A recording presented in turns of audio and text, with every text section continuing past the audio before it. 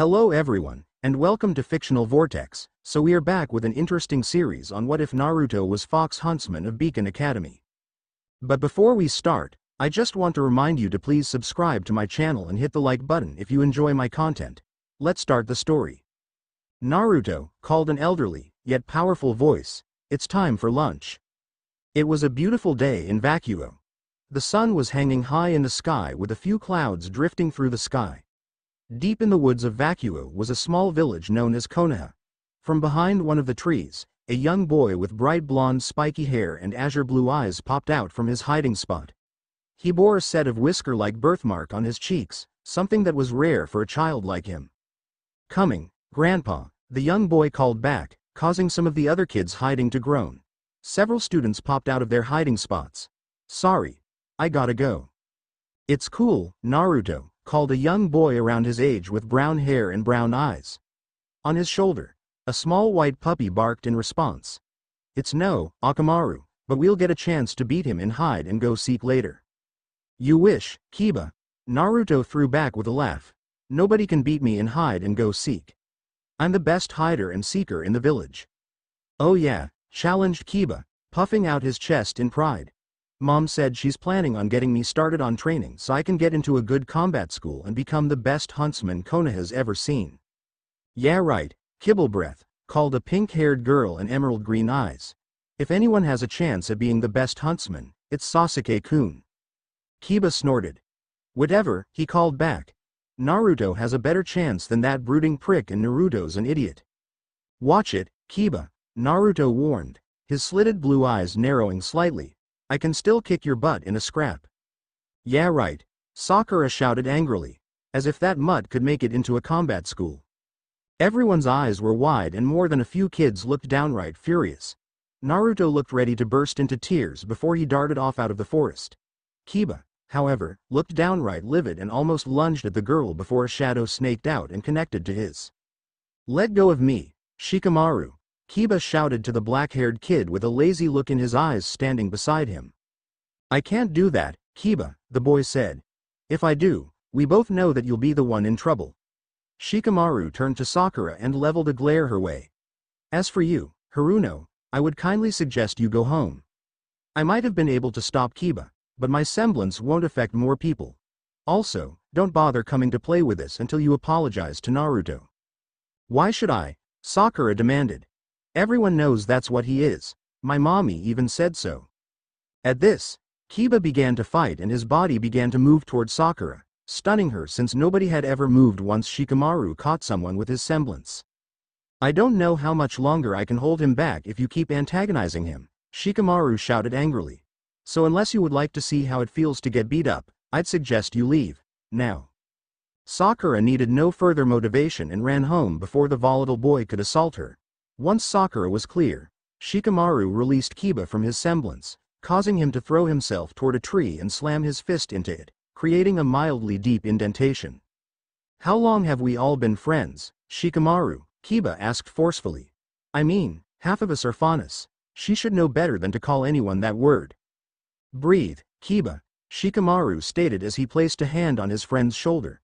If she knew exactly what she had said, I doubt she would have. "Do you really believe that nonsense?" Kiba asked. "Nobody cares that Naruto's mom was a Faunus and that his dad was a human. Nobody except those racist Uchihas and Haruno's racist mother. And now, she's poisoning Sakura with her own racism." Shikamaru sighed, but he knew that Kiba was speaking the truth. A year ago, Sakura was just another kid in the village and Naruto had a huge crush on her. Now, she's become just another racist, taking up her mother's vile views in hopes that she would marry Sasuke Uchiha, making their family very wealthy.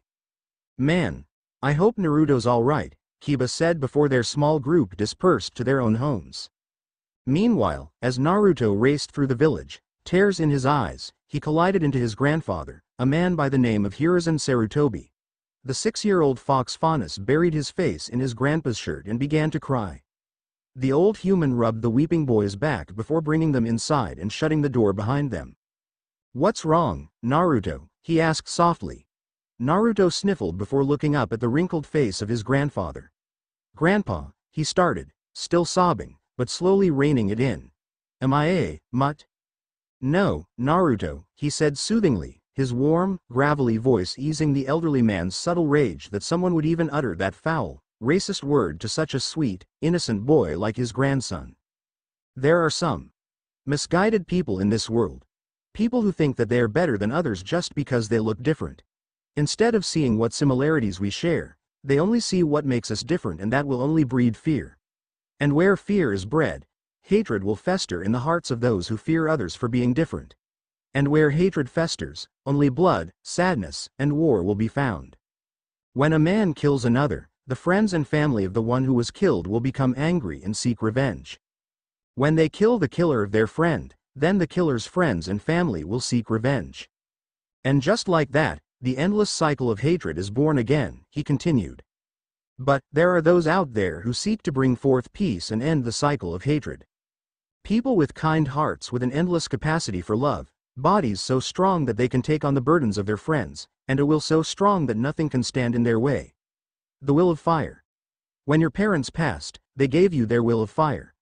I know it hurts right now to hear one of your friends say something like that to you, but I believe that you will overcome this pain and become the kind of man your parents knew you would become. Naruto smiled, wiping away the tears and the small bit of snot that dribbled down his nose with his sleeve. So what do you say? The elderly man asked. How about after lunch, we'll head to the Higurashi Armory and see about getting you some gear. Can't start training without the proper gear, right? Naruto nodded and gave a toothy smile to the man. I love you, Grandpa, he said softly. I love you too, Naruto, he said, his words warming the heart of his grandson.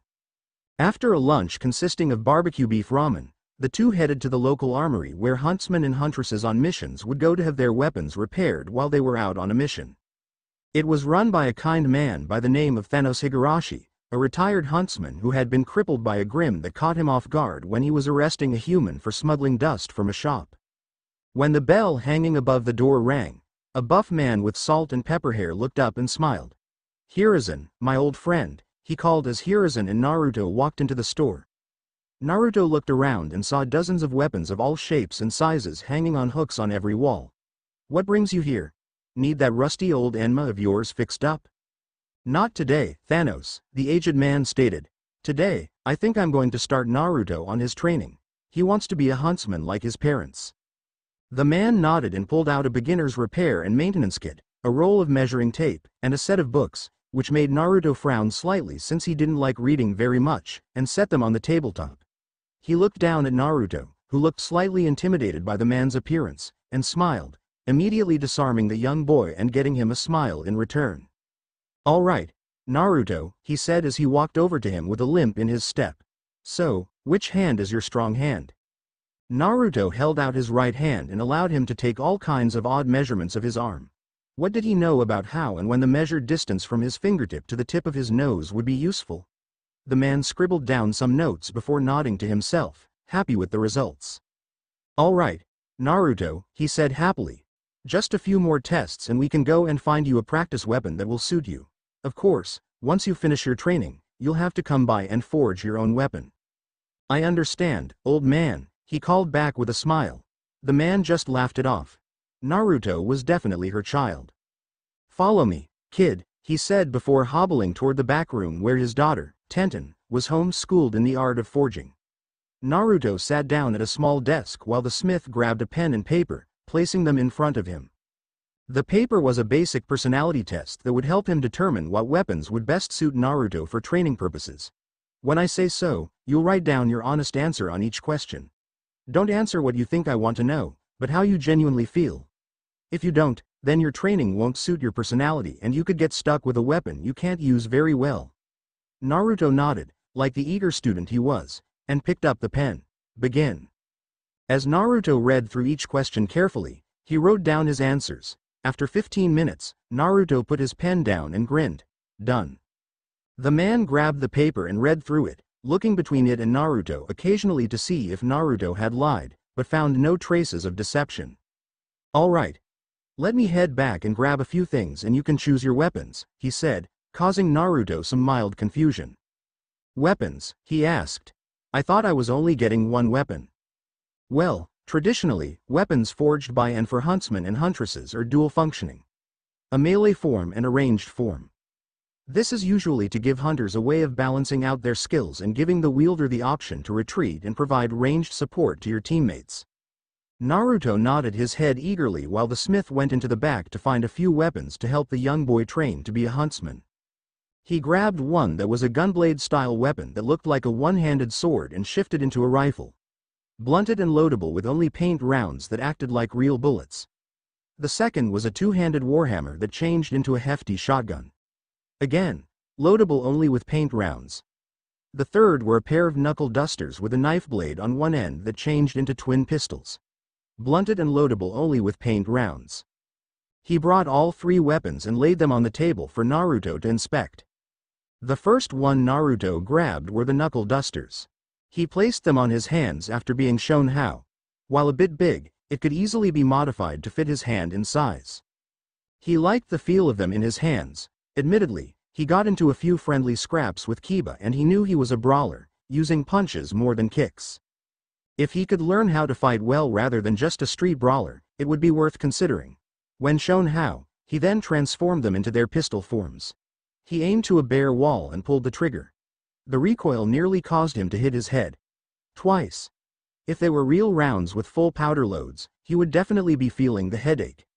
Of course, as he got older and more used to the recoil, it would be a viable option. He set them down and picked up the sword. It was definitely heavier than the knuckle dusters, but it looked really sleek with a greater reach. He gave a practice slash with it and was surprised that it felt too easy to do, but he knew it looked clumsy. The sword was far too large for him to wield properly at his current size and he'd likely need a Bakken to practice with to get used to the motions and learn a style to suit him. With a little help, the sword transformed into a sleek rifle. He held it to his shoulder and fired a practice round. The recoil, thankfully, was not as powerful as the handgun, though that may have to do with the fact that it was easier to handle using one hand to stabilize it. He set that down and tried to pick up the warhammer. He actually had to use a lot of effort just to lift it, stunning the two older men in the room. He would have swung it, but he had the feeling that he would end up hurting himself if he did. It shifted into the shotgun form and, similarly to the hammer form, it was so heavy it would have hurt just to fire it, much less hold it. Thanos took the weapon from him and set it back in the back room. There was no way he was going to give the tiny boy that thing as an option. He would never be able to train with it until he got much older and by then, he'd be in a combat school. "So, kid," Thanos asked. "Which one is it?" Naruto put a hand on his chin as he closely inspected each weapon. "I choose the knuckle dusters," he replied, getting a beaming smile from Thanos and Hiruzen. It fit his profile and his mindset. Naruto was a brash youth, prone to getting into fights with his friends, but those were kiddie scraps.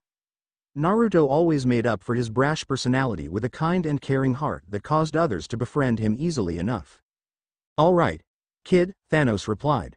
"I'll get these babies modified so you can train with them. Till then, I'd start reading those books." Naruto groaned, causing Hiruzen to cuff him upside the head as Thanos went back to modify the weapon. "Now don't give me any of that," Hiruzen said. "Reading's good for you, Naruto." "Why? If I didn't read books similar to the ones you're about to get, I wouldn't have been as good of a huntsman as I was. And I certainly wouldn't have ever been able to become the leader of this village." Naruto looked down and rubbed the back of his head. "Sorry, Grandpa," he muttered. "I know you, Naruto," Hiruzen said with a smile. "Always eager to get into the fray of things, but you will learn that if you just charge into the middle of a fight, you're going to get hurt and I never want to see you hurt like that. So promise me. Promise me you'll pay attention in your studies." "I promise," Naruto said with a smile. He loved making promises. "And remember," the elderly man said, "that a real man never goes back on his promises, so don't go making promises all willy-nilly because sometimes you'll make a promise that you won't be able to keep if you do." "I know, Grandpa," Naruto said cheekily. "It's not like I'm going to promise to bring some runaway prick back after he almost got my friends hurt or even killed." Hiruzen sighed. "Why, of everything you inherited from your parents, did you have to inherit your mother's cheek?" "I wish I had gotten Mom's red hair, but I suppose Dad's wild blonde hair isn't that bad," Naruto replied. Hiruzen laughed and ruffled Naruto's hair, revealing a pair of blonde fox ears atop his head. Hiruzen was actually mildly thankful that Naruto had inherited his father's hair. It made his other ears much harder to spot and less likely someone other than a faunus would notice he was a faunus. That meant that he wasn't as susceptible to bullying from racists. He already got enough grief from the Uchiha family, a group of racists who owned numerous dust shops across Remnant and outright banned faunus from purchasing their supplies or charged them 5 times the actual cost. Naruto, I'm going to go out to make a couple of quick calls, Hiruzen stated. Think I can leave you here without you causing a ruckus? Naruto nodded eagerly.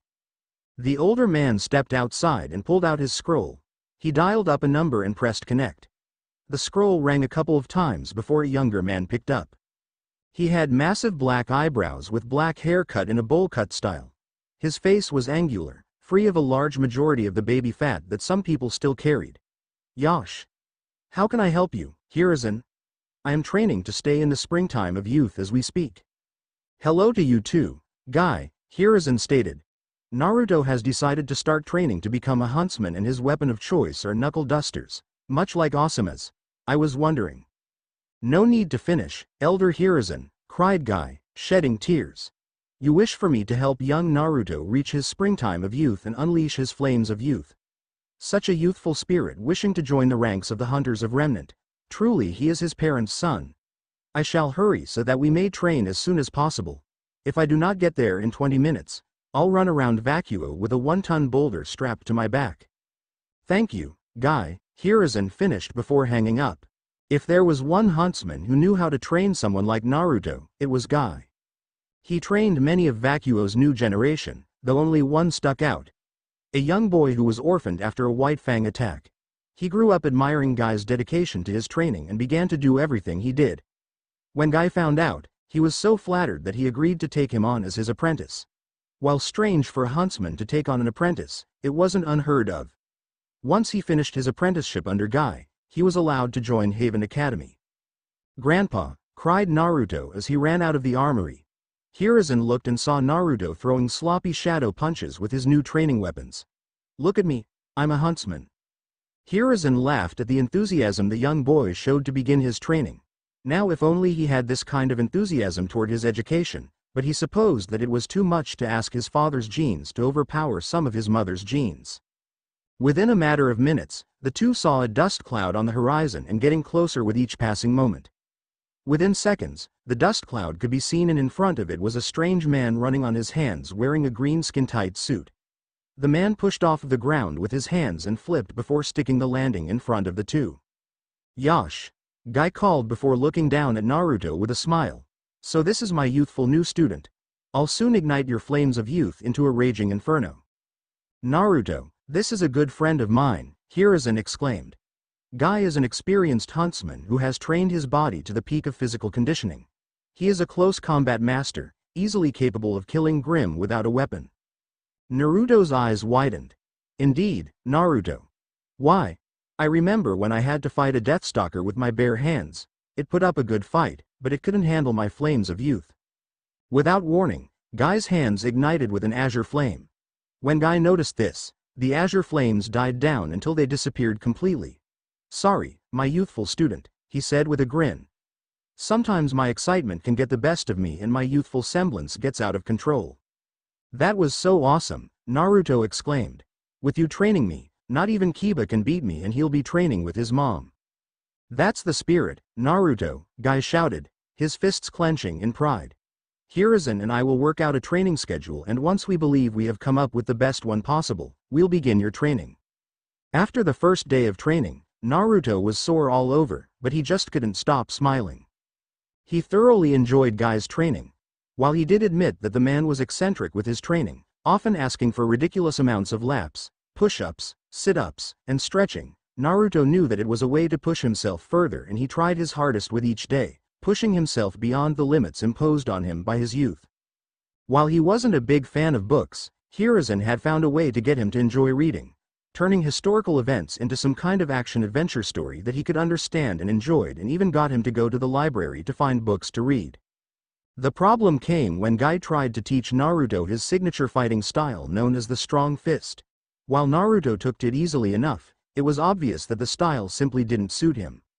His body developed to be an inch taller than his friends, who he occasionally hung out with.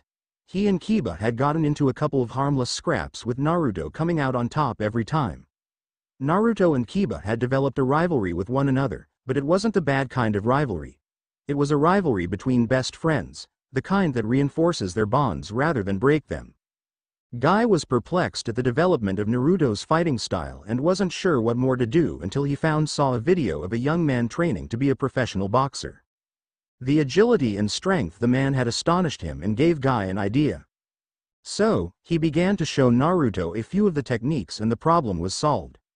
Naruto mixed his brawler instincts, his physical conditioning from learning a few techniques from Guy's strong fist style, and his new stance and techniques from learning boxing and developed an unusual, but effective style that was unique to Naruto. It was unpredictable, and when Naruto began to practice using his pistols in combination with his fighting style, it was hard to tell what he was going to do next. Punch you or shoot you. Once his training was done after Naruto turned 12 and Naruto had a good grasp on his fighting style, Guy had left, but not before giving Naruto his contact information. The training had awakened Naruto's aura, but they were still largely unsure what his semblance was. Naruto's personality had shifted slightly, but nothing drastic. He had become more calm and even-tempered after Hiruzen convinced him to take up meditation.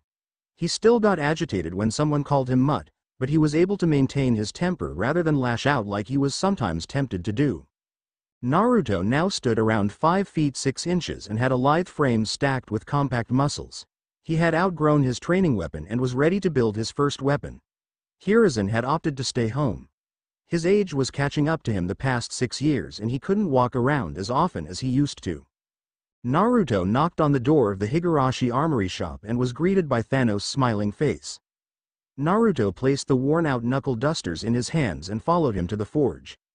"I've been waiting for this day," he said as the smell of steel, titanium, and fire that he had missed since his first day in the forge. He sat down at the table where various tools were lined up. He took a deep breath and released it. Designs for his new weapons flooded his mind before settling on one. "So, let's build the pistols first," Thanos remarked.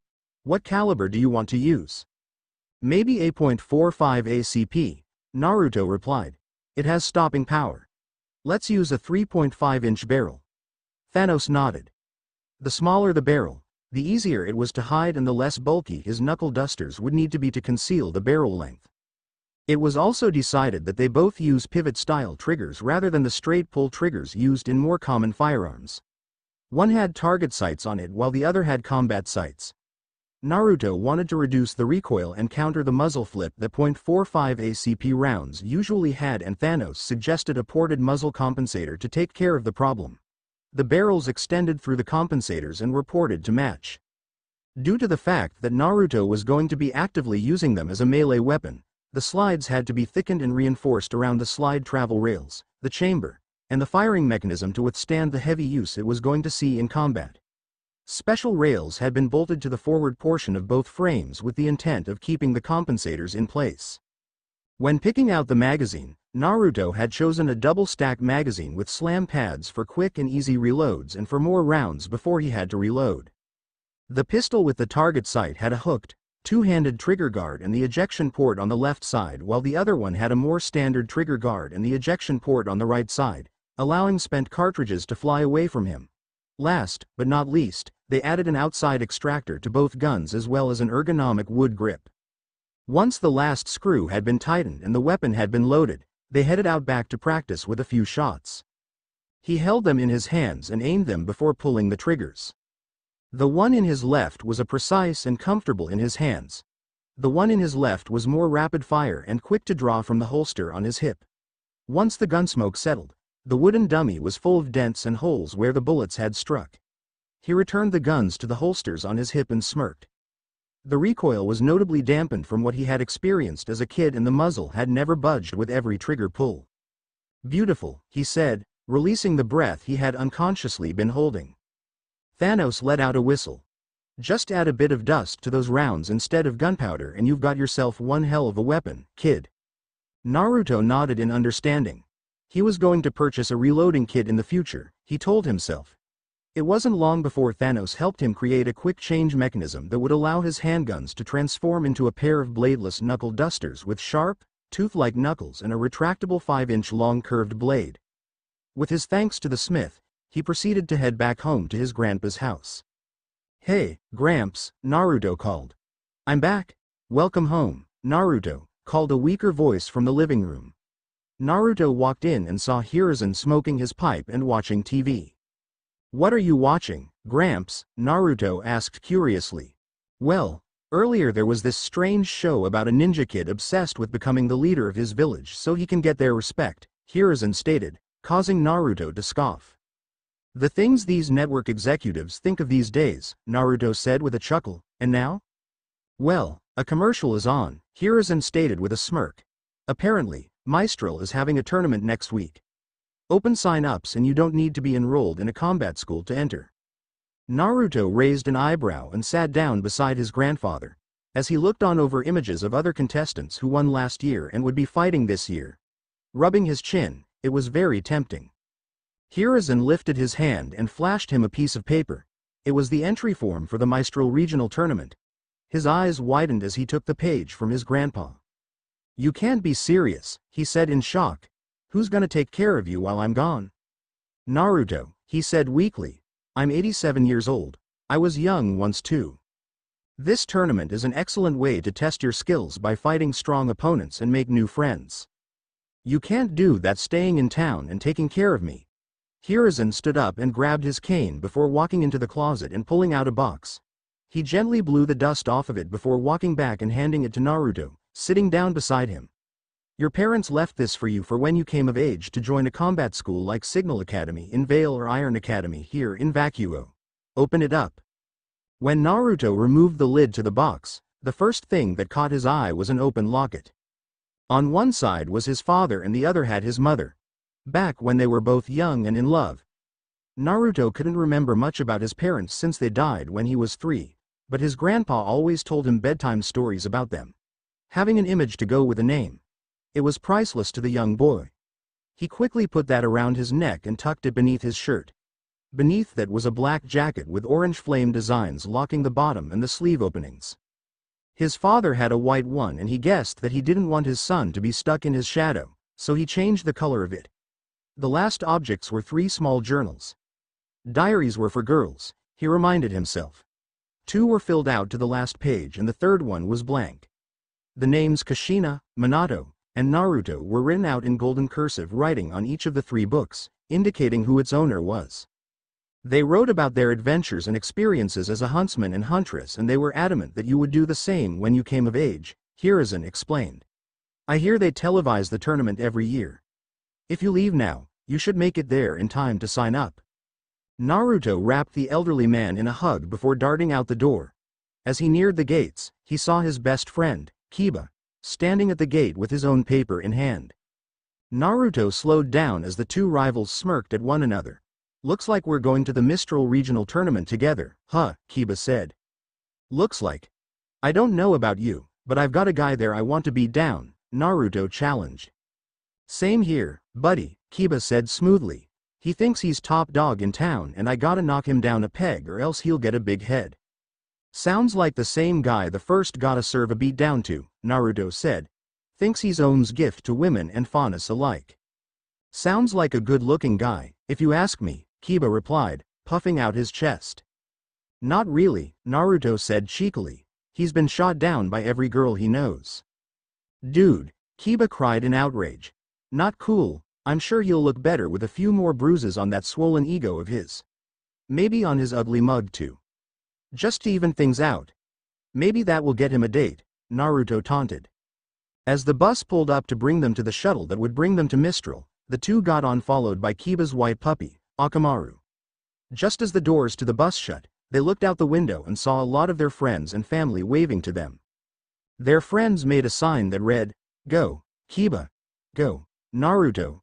Represent Konoha and Vacuo and make it to the finals." "You better make it to the finals," Kiba, Naruto called simultaneously. "'Cause we're gonna finally see which one is the better huntsman." The trip to the shuttle was largely uneventful for the 2 faunus friends. Naruto was wearing a burnt orange shirt underneath his new jacket, black cargo pants, black combat boots, and his beret. Kiba was wearing a black hoodie over his white tank top, brown pants, combat boots like his best friend, and Akamaru sitting atop his head under the hood. Naruto's weapons were tucked away in his pants pockets. His hands settled on them in case he needed to use them early. Naruto looked over to Kiba, knowing he was ready for a scrap, but he couldn't see his weapon or weapons. To be honest, he would have been surprised if Kiba just flashed his weapons to him so he could brag about them. Being away from Konoha was a little unnerving, but also exhilarating. As the shuttle came to a slow stop, they exited the vehicle, along with every other kid trying to get into the Mistral Regional Tournament, and looked ahead of them. The shuttle had taken them to a massive skyport where numerous airships were waiting for them to board. Kiba swallowed and his eyes were wide in panic. Naruto winced, feeling sorry for his friend. Having a fear of heights was something many people pitied others for having, and he just now found out his best buddy was suffering from an attack brought on by the docked ships. "Come on, Kiba," Naruto whispered. "We've got to get to this tournament." Yeah, Kiba said in mild panic. "Let's just get on this flying, metal death trap." In the end, Naruto had been forced to push his friend on board before punching him hard in the stomach, knocking him out for the duration of the flight. He hoped. "Passengers, this is your captain speaking," called a voice over the intercom. "As you know, this is a trip directly to Mistral for the tournament. The flight will be around 5 hours from Vale to Mistral. Please find your places and enjoy the ride." Naruto sighed before pulling out a book he got from the bookstore at the Skyport's shopping center. The title caught him. What could he say? Tale of the Utterly Gutsy Huntsman. How could he resist? He laid his knocked-out buddy on a seat as Akamaru climbed into his lap and began reading the book with him. The tale was riveting.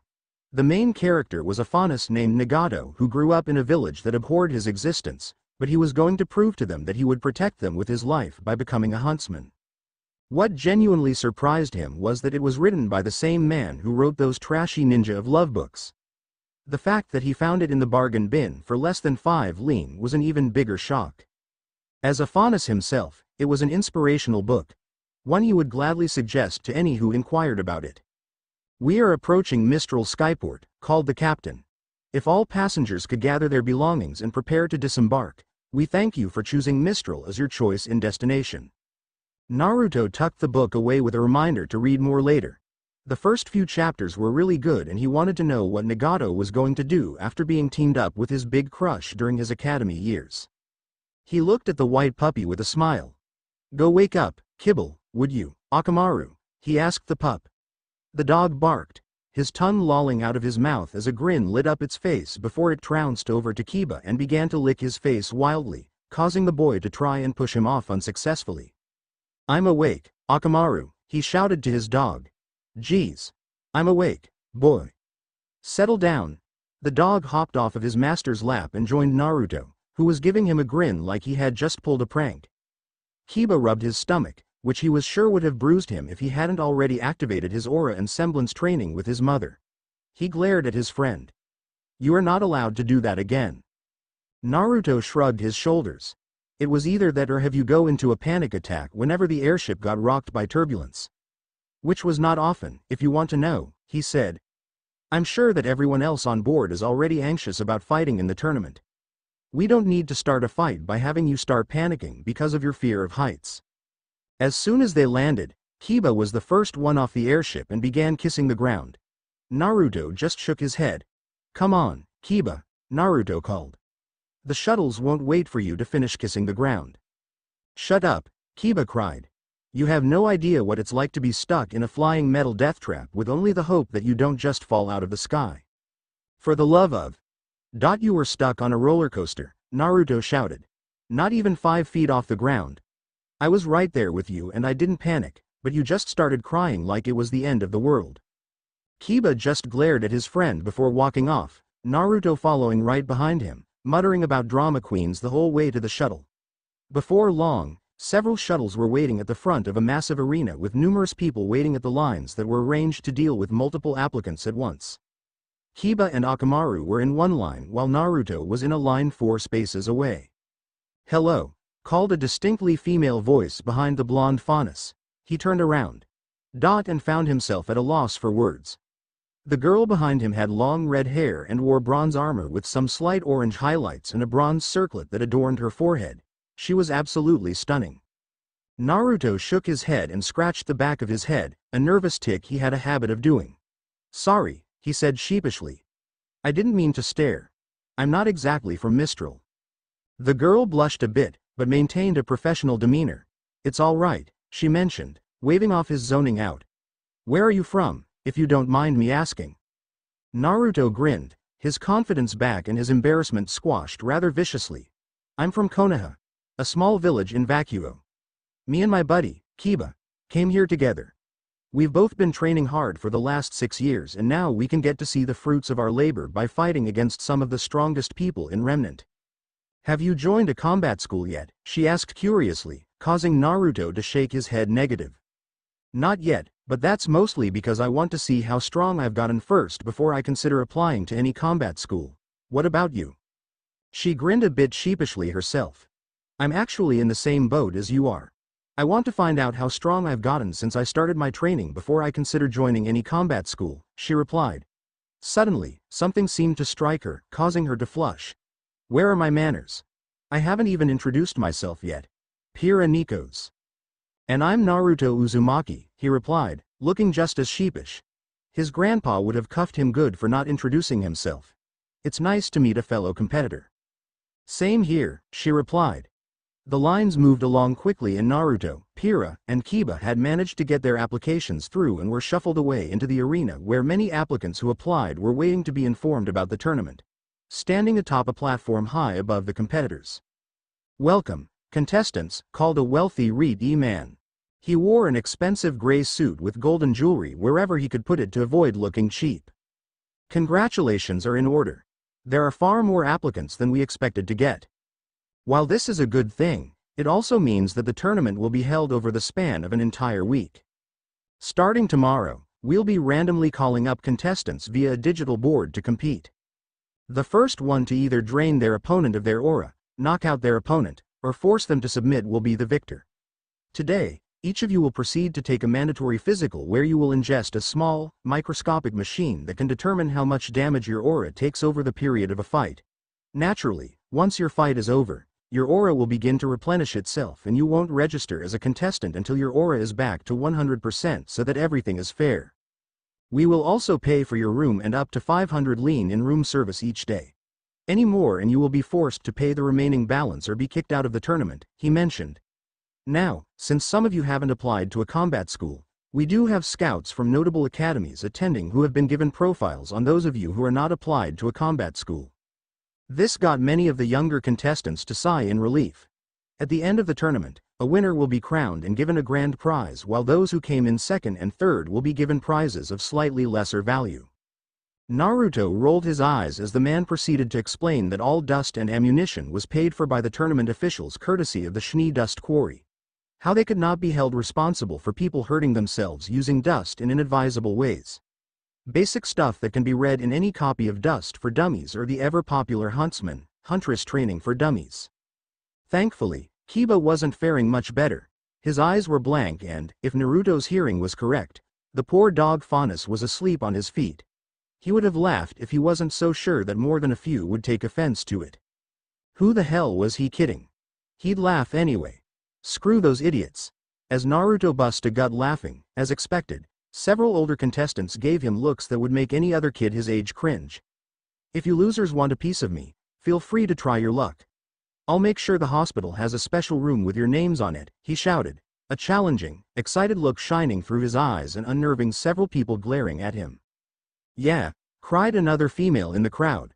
Let's get to the part where we break some legs. Though Naruto couldn't see the owner of the voice, he wanted to place an arm around her shoulder and get to know her better. Not only did she sound fun, but pretty cute too. The wealthy man laughed as if hearing the joke. We'll get to the fights tomorrow, he said calmly. Today, you will be escorted to one of many hotels where you will stay for the duration of your victories. Take this as an opportunity to get to know your competition. Make friends. Mingle. But most of all, have fun. When you get to the front desk, you will be provided with a scroll, free of charge, and it is yours to keep regardless of how long your stay in the tournament lasts. When it is your turn for your physical, you will be called on your scroll, head down to the transportation provided, and you will be run through various tests and sent back once your tests are finished and you swallow the microscopic machine. With everything said and done, you are dismissed, he called before leaving the arena. Naruto nudged Kiba with his elbow, who snorted and shook himself awake. Wake up, sleeping beauty, Naruto said mockingly to his friend. Huh, he asked as he watched numerous others leave the arena. What's going on? We're going to the shuttles that are taking us to our hotels. When we get there, the tournament officials are going to provide us with scrolls. When we get a call, we head down and do some stupid tests, then get sent back. There are going to be scouts from all of the primary combat schools attending, and the fighting won't start until tomorrow. Aw man. Kiba groaned in annoyance before looking back to Naruto. Were there any cute girls here? Naruto rolled his eyes, his mind coming to that Pira girl he met in line, before shaking it off. It was too crowded, and I'm not exactly the kind of guy who ogles every cute girl that walks in front of me. What kind of a wingman are you? Kiba asked as he rolled his eyes. The kind who laughs in your face when you flirt with a woman and gets slapped, Naruto said flatly. Why are we friends? Kiba asked. I think it has something to do with how your sister loved spending time with me and we just naturally started hanging out, Naruto replied nonchalantly. Kiba groaned. When his older sister, Hana, had seen a young Naruto, she thought he was the cutest little boy in the world and brought him home to play with. When Kiba and Naruto met, they were virtually inseparable for the next year and had been best friends since then. Kiba was the flirtatious one that sometimes came off as a horndog when he began to notice girls when he turned 10. Naruto was the good-looking kid dedicated to training. Since his first crush had changed so drastically, Naruto had decided that he wasn't quite ready for a relationship and that he would use his time to dedicate himself to his training and future career as a huntsman. While that did not mean he wouldn't flirt every once in a while, he would prefer to make new friends and grow up before entering into a dating relationship. This made their dynamic together entertaining for their friends back home. And she still refuses to shut up about how much cuter you were than me, he said with another groan before grabbing Naruto by the collar and shaking him. What is it about you that girls find so dang attractive? Tell me your secrets. What can I say? He said cheekily with a smirk. It must be my animal magnetism. Now let go and let's get to the shuttle before we get left behind, Kiba. Luckily, they made it in time to get the last shuttle and boarded quickly before it took off down the road. Naruto had found an empty row of seats and the two sat down. Naruto had opened his book again while Kiba was eyeing almost every girl on the shuttle. Dude, Kiba said in awe. Just look at all of these beauties. If there are even half as many on the other shuttles, there's no way I'll walk away from this tournament without a girlfriend or three. I bet we can even find a girlfriend for your workaholic butt. Naruto leveled his friend with a neutral glare. 1. I'm not a workaholic. I just like to train. 2. I'm not looking for a girlfriend yet. I want to work on my career first and foremost before considering starting a relationship. Lastly, stop trying to find a girlfriend either for you or me.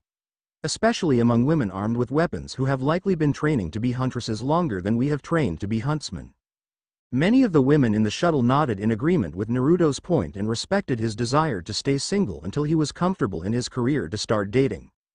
Once everyone had gotten to their respective hotels, they approached the reception desk and got their room keys and their scrolls. Kiba had decided to hang around and try and get contact info from a few of the ladies while Naruto decided to head to his room and get set up before mingling with the other contestants. He looked down at his keycard for the room number. 432. Wow. 9. His lucky number. 4th floor it is. He hit the button on the elevator and entered once one of the two doors opened. Just as the doors were shutting, he spotted two people around his age running toward the elevator. Hold those doors, called the girl while her male friend looked ready to collapse at a moment's notice.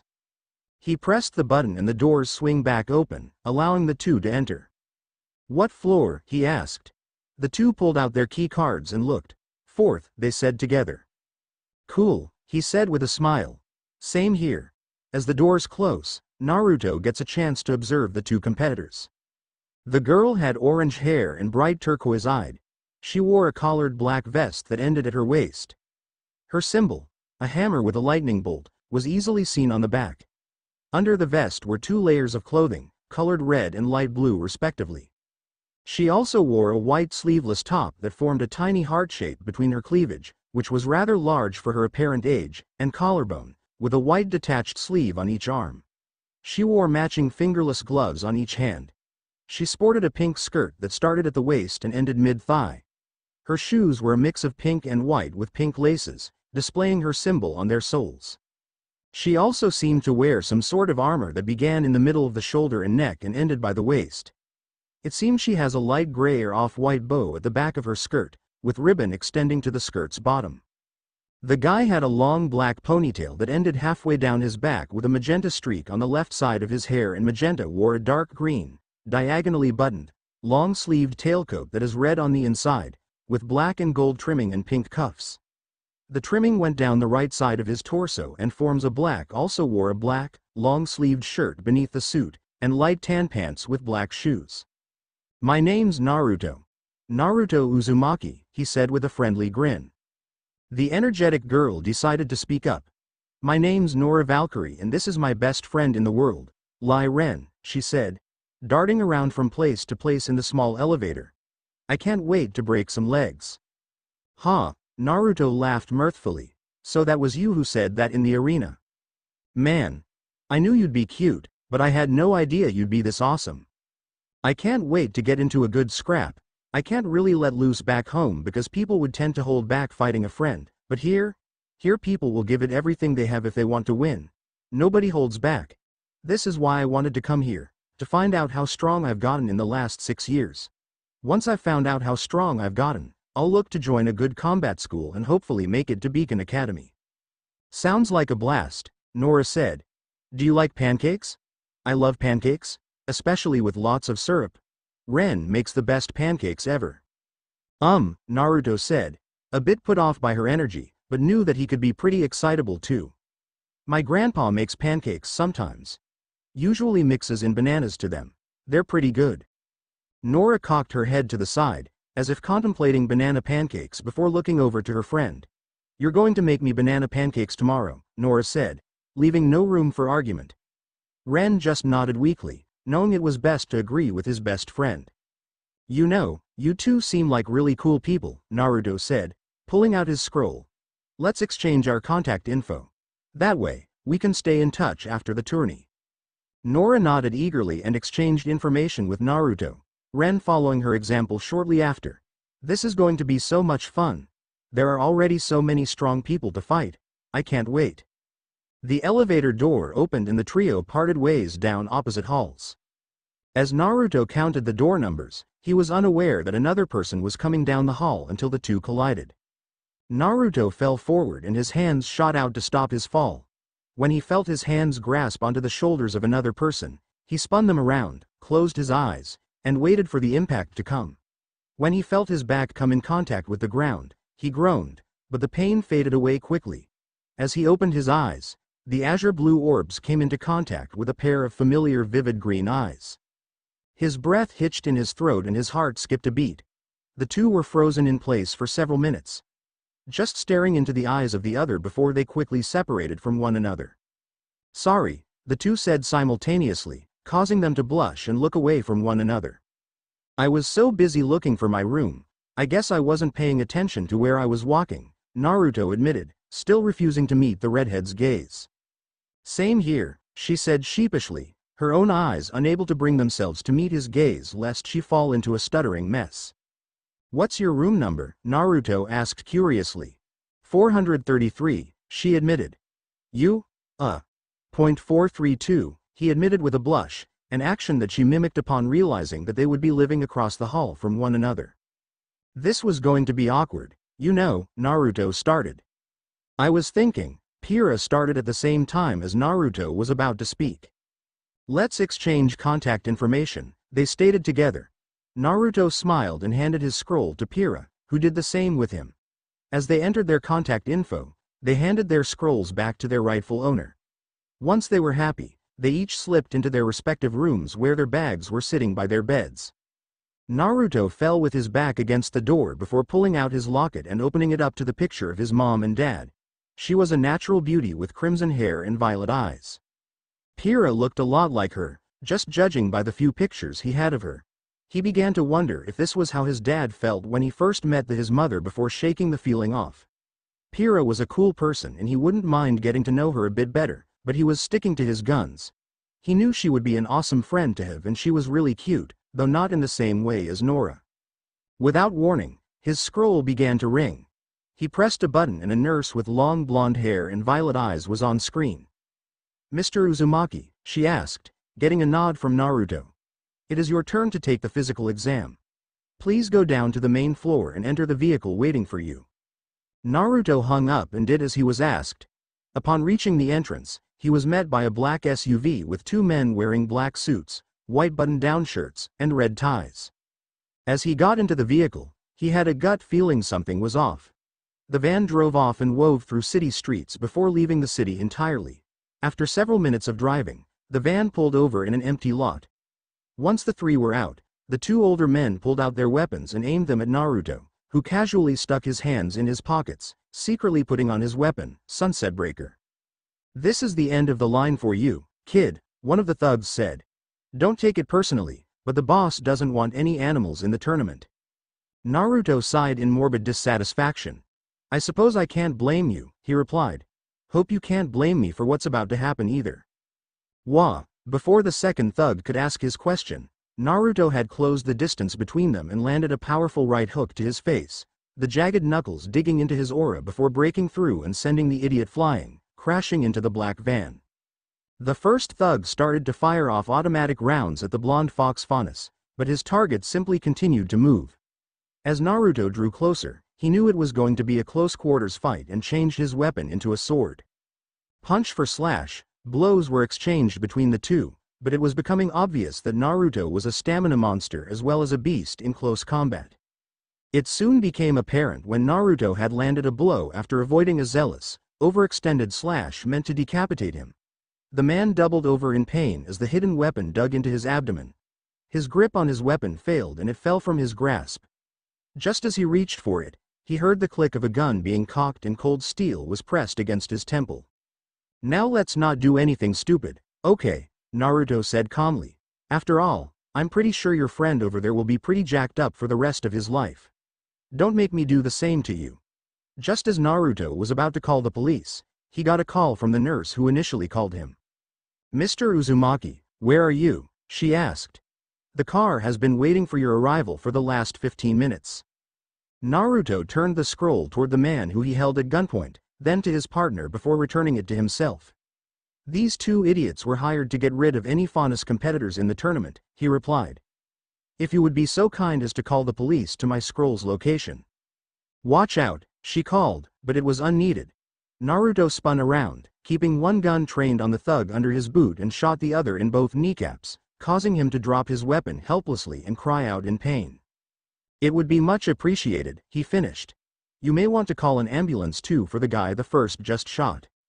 "Already on it, Mr. Uzumaki," she replied. "They should be there momentarily." "Don't worry," Naruto said with a smirk. "I'm sure moron number 2 isn't so stupid to do what his friend just did anymore." Within moments, an ambulance, a police vehicle, and the tournament's company car had arrived on the scene. Once his witness statement had been taken and the two thugs arrested and carted off to a hospital, Naruto was approached by the nurse who had contacted him and an official from the Mistral Regional Tournament Committee. "I must say," the official stated, "you handled yourself rather well. How did you catch them off guard so easily?" "Sunset Breaker, my weapon, was designed to be concealed easily," he mentioned. "If not for that, they might have been able to hurt me before I could draw my weapon.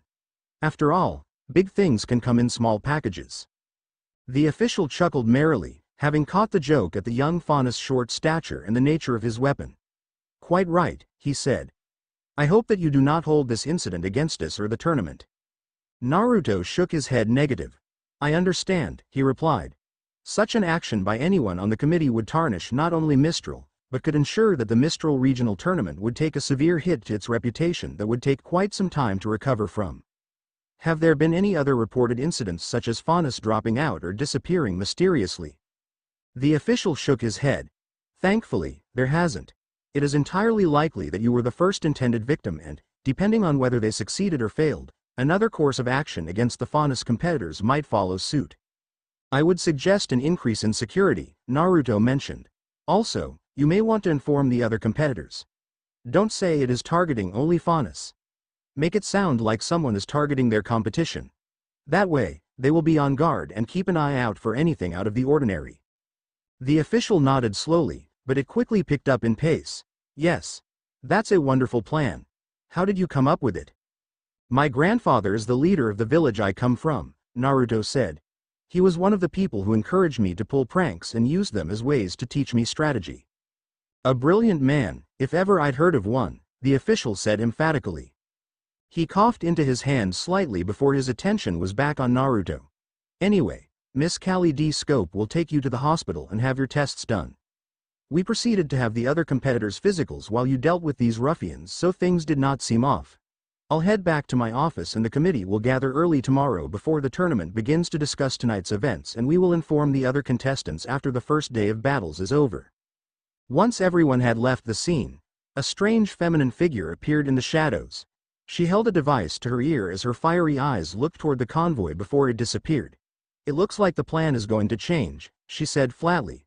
I told you that we shouldn't have left those two idiots to do the job. Now everyone is going to be on alert. She paused slightly. Understood, but if your plan fails, it will be on your head.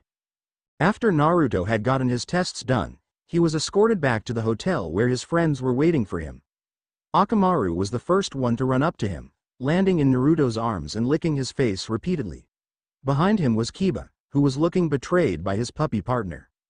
How'd everything go, Naruto? Kiba asked as Naruto removed the pup from his face.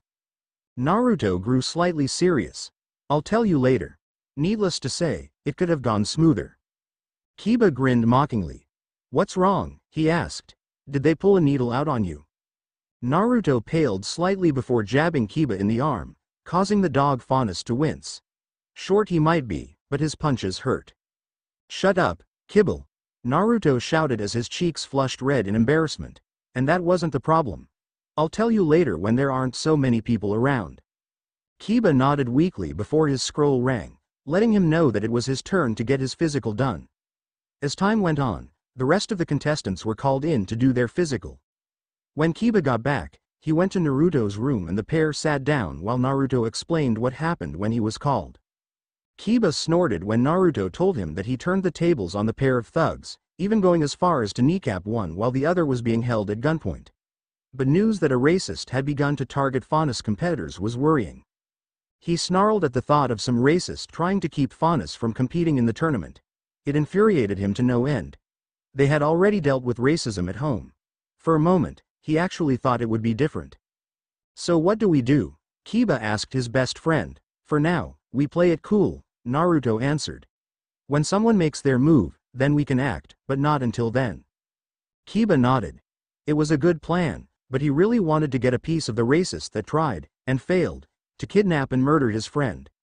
The dog Faunus looked up at the clock and yawned a bit. I guess I'll hit the sack tonight. Maybe do some light sparring for the competition tomorrow. Naruto smirked at his buddy. Yeah, nobody wants to see you scrap if you haven't had your beauty sleep. Kiba sifted a hand through his wild mane. I'll have you know that my brand of sexy takes hours to achieve. Just be glad that you have me to take the attention of all the babes off of you. Naruto rolled his eyes as Kiba and Akamaru left his room before tucking into the bed and falling asleep himself. The next morning, everyone was gathered at the stadium. As expected, the tournament official announced that someone had attempted to eliminate some of the competition by having someone kidnapped, but was unsuccessful and the thugs were arrested pending an investigation. However, due to the nature of the investigation, it was determined that the elimination bracket would be pushed back and a round-robin style would be held to determine their placement in the brackets. Each person would fight 5 different fighters, and based on how each person did, who they beat and who they lost to would determine their standing in the brackets. However, to discourage people trying to cheat the system, a panel of judges would be watching the matches, and anyone caught pulling their punches or taking a fall would be automatically eliminated from the tournament entirely. Due to the enormous amount of competitors, this would not hamper the tournament in any way, shape, or form and have only the best fighters attend. Now that the rules have been announced, I will call out 2 names. Those 2 fighters will step into the arena and everyone will be in the stands as onlookers, he called. The board in front of him spun until it stopped at 2 names.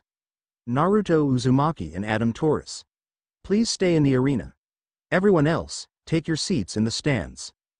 Naruto stood on one side of the arena while his opponent stood at the other.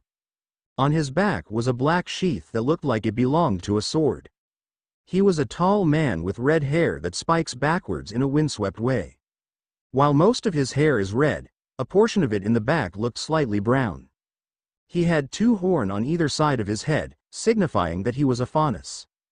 Adam wore a long-sleeved black trench coat with slit sleeves and more red designs and a white symbol on the left side. His trench coat was red on the inside with red flame-like accents at the bottom and a large emblem on the back, with a white tulip design covered by a red rose design. He also wore long black pants and black shoes that were red on the bottom, and black gloves with more red emblems on their forehand, appearing to be a variant of the Greek letter omega, the last letter in the Greek alphabet. He wore a pair of sunglasses that were so dark, you couldn't even see what color his eyes were. The smirk that played on his face grated on Naruto's nerves. It was arrogance, plain and simple.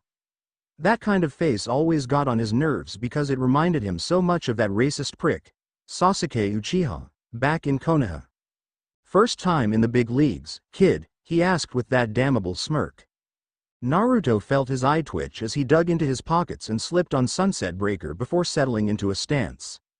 "I don't even know you, but that smirk is really ticking me off," Naruto said flatly. "Then do something about it," the bull faunus taunted, but Naruto refused to take the bait. "Alright. I guess I'll kick things off." With that said, he crouched low and shot toward Naruto like a rocket, but Naruto had been training with arguably the fastest human alive. He saw Adam draw his sword, which was a Chikuto-class sword, and was crossing Sunset Breaker to block the blow. When the sword struck against his knuckles, Naruto found himself being pushed back as the slash continued on through instead of being caught on the tooth like knuckles like he expected. Adam stopped moving and stood up, watching Naruto continue to be shoved back by the force of his initial attack before he surprised him, digging his daggers into the ground to slow him down and, upon stopping, used it to launch himself toward Adam. Using his smaller frame, he quickly found himself in his opponent's guard and began to throw fast, untrackable jabs and kicks, but Adam used his sheath, which now looked like a rifle than a simple sheath, to block or counter his near misses. Adam finally caught an opening and kicked Naruto away from him. "Not bad, kid," he said, genuinely impressed with Naruto's currently skills and instincts. "You have a talent, that's for sure, but you still have a way to go before you can take me on." Naruto was breathing hard and looked up at the board that showed how their auras were faring. His eyes widened when he saw that Adam had barely dented his aura with his attacks, but the few that his opponent landed on him had brought him down to almost 30%. "If it makes you feel better, you did a lot better than I expected for someone who hasn't activated their semblance yet," Adam said, surprising many who were watching. Naruto himself was stunned by what Adam said. "How did you?" "It's easy to tell just by how your aura fluctuated with every time you attacked. I could feel it through my weapons," he admitted.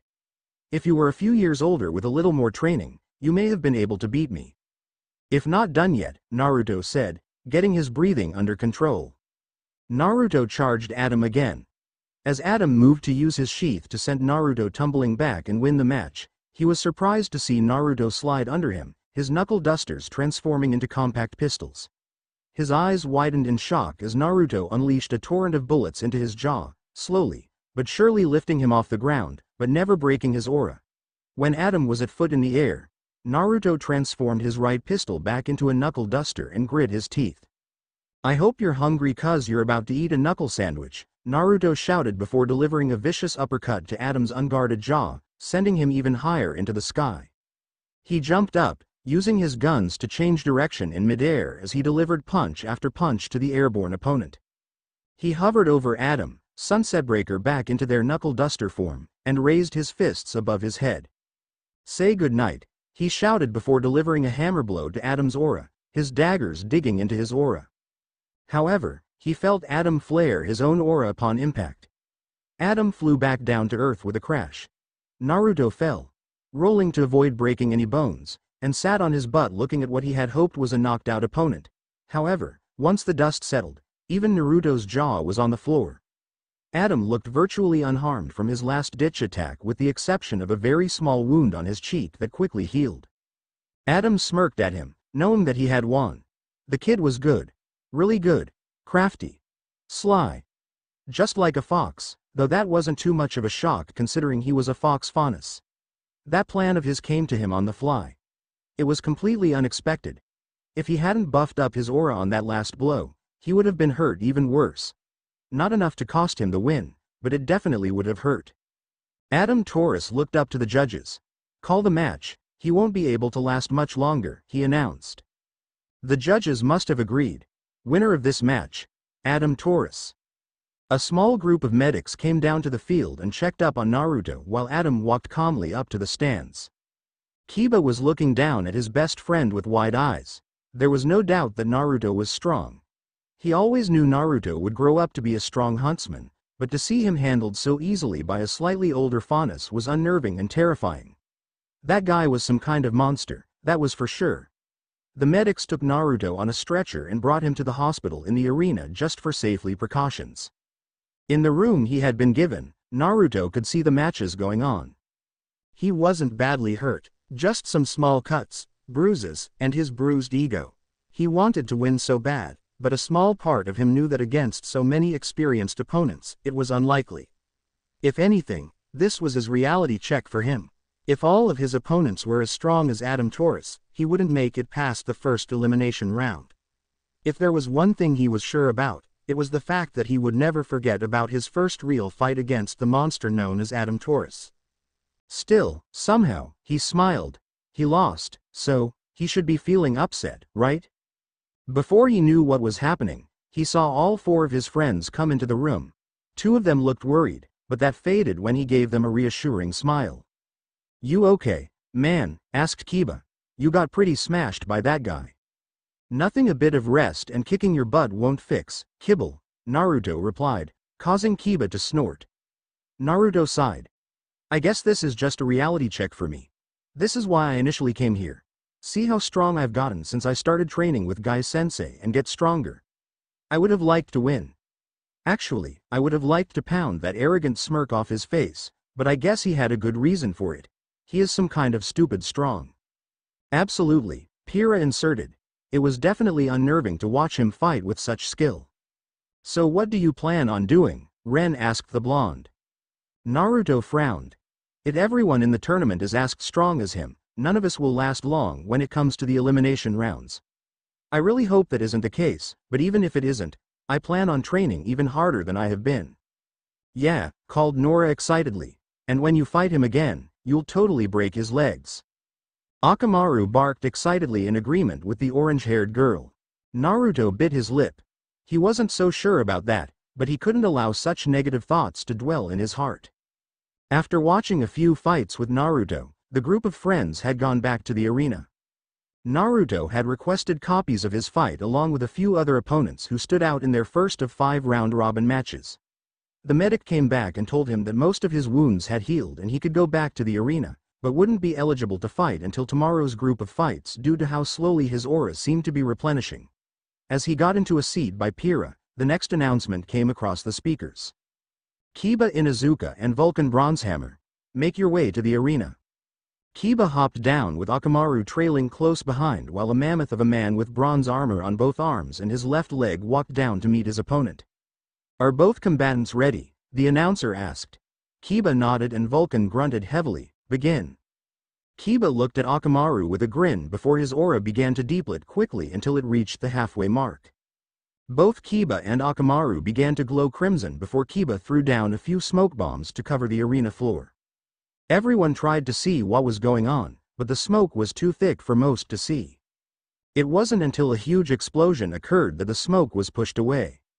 Vulcan had his left fist buried in the ground with parts of it having turned molten and a huge crater was in the middle of the arena.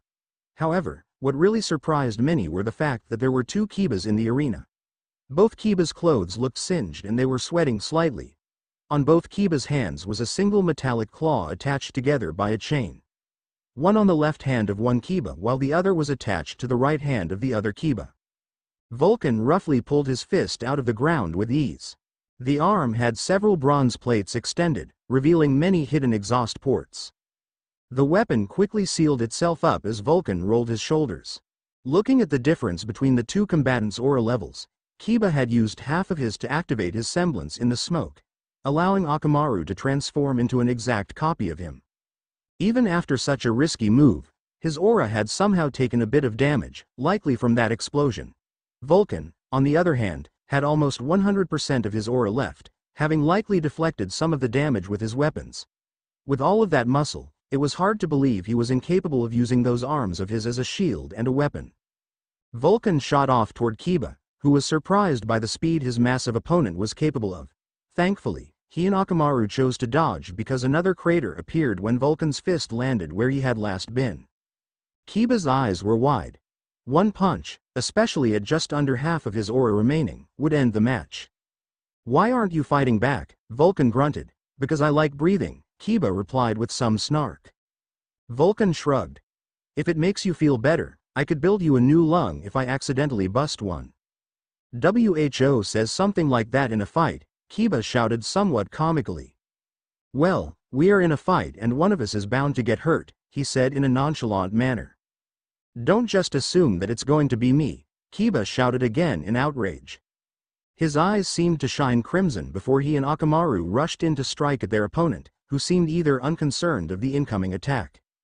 Still, Vulcan raised his fists and his arms transformed again just as his fist slammed into the ground beneath them. Kiba and Akamaru began to coat their bodies in aura and spin in sync with one another, giving the appearance of a pair of glowing drills spinning toward Vulcan at impressive speeds. The fire erupted from his arms and onto the ground before breaking it up and shooting chunks into the area and around him to act as a shield. Vulcan's apathy turned to surprise when his opponents began to plow through the rock clusters and fire before crashing into him.